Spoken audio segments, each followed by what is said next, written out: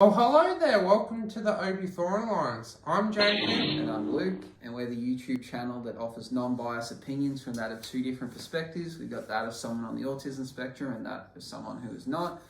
If you like our content, don't forget to like and subscribe. Helps out the channel heaps. And what are we doing today's video, Jacob? We are reviewing a very awesome show on Apple TV Plus called Blackbird. Yes, so this is a show that you started watching before me and you've recommended it, and well, you're going to have to stick around and find out what we think about this show.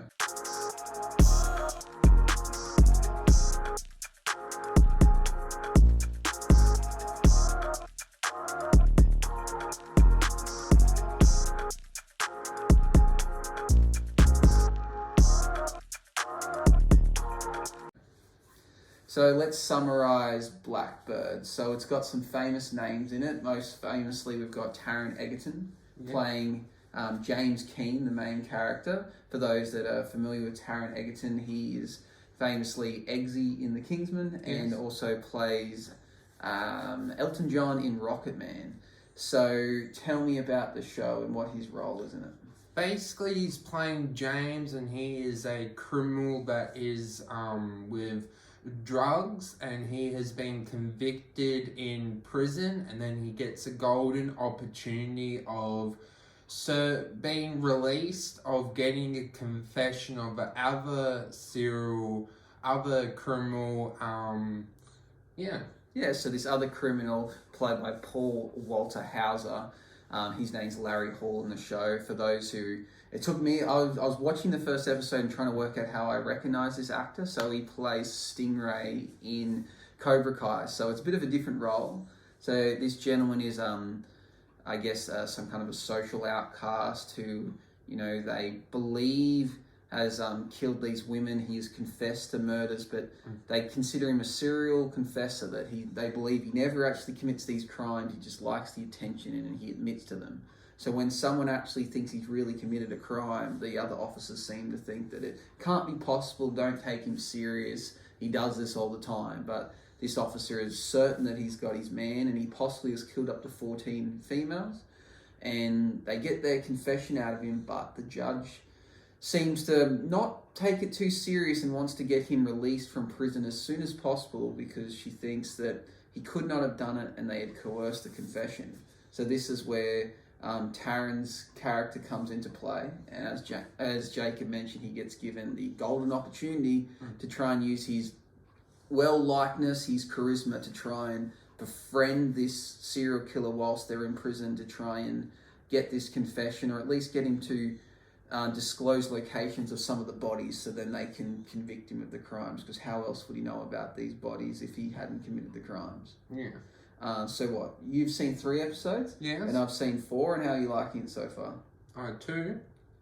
Oh, sorry, you've seen 3 and I've seen 2? Yeah. So how are you liking it so far? Oh, very well. I would say it's Apple TV's best show of the year so far. I think it's a very enjoyable to see how someone would go at lengths to want to get a confession out of someone else, and I really like it. I think it's an interesting idea. It's also based upon a true story, which we haven't mentioned yet, as to how accurate it is, or whether it is accurate but they don't want to say that it is. But it's really cool. It's set in, I think, around the 80s, it seems like, based upon the timeline it's kind of showing.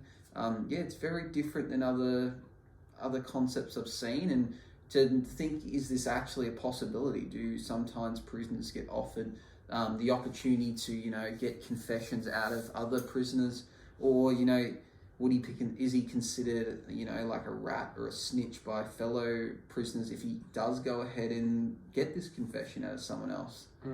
My thought is probably not, because if you're convicting a rapist and a murderer, probably no one wants to side with that person. But I'm really gripped on it. I'm looking forward to catching up to where Jacob's at. You said a new episode comes out tonight. Yes. And I agree with you. I think it is Apple's best show of the year so far. Apple has been a bit hit and miss with their shows in the past. They do tend to renew strange shows that other streaming services probably wouldn't. But this one being a limited series, I don't think we have any problems about it being renewed because it's a one-off. Yeah.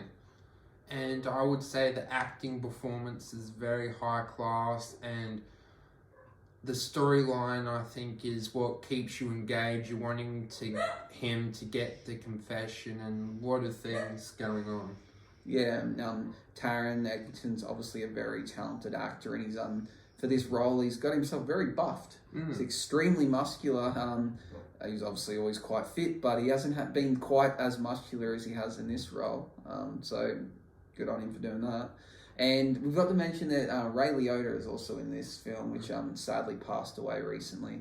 Yeah, to be honest, I didn't recognise him in this role. He doesn't quite look like how I recognised him from previous movies. But yes, so sad news with that. Yeah, passed away in his sleep. Yeah. So is there anything else worth adding to this discussion? Like, we haven't finished the show, so we can't give it a final review, but so far we're both liking it. And where do you think it might be heading towards score-wise? At least the 80s or 90s? Yeah, I'm thinking the same, maybe even, yeah. I'd say at the moment I'm leaning towards a 90. Something could happen that could change that, but we both do really enjoy limited series, so and I highly recommend limited series to other people because it's very easy to watch.